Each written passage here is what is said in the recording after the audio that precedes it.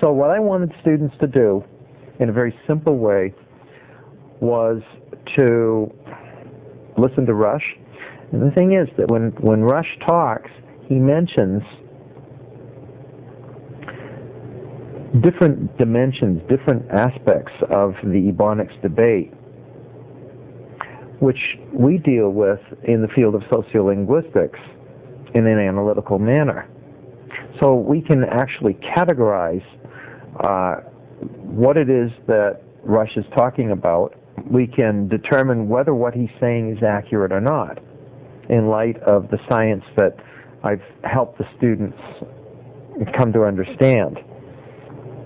And I think what I want students to be able to do is recognize how it is that an issue that is dealt with scientifically, that is the object of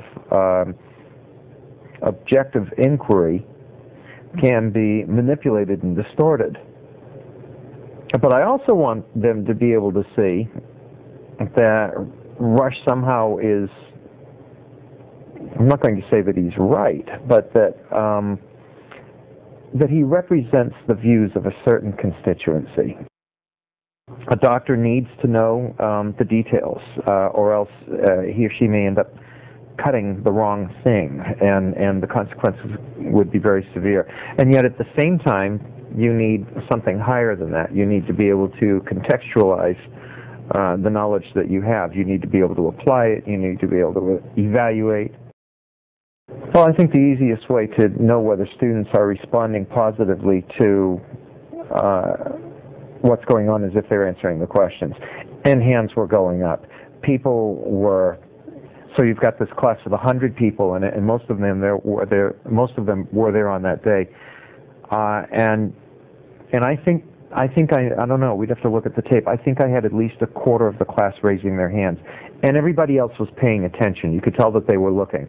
They weren't doodling, they weren't reading their Western Front, they weren't falling asleep in the back. These are things that I've seen in my lectures before, and I don't like seeing that kind of thing.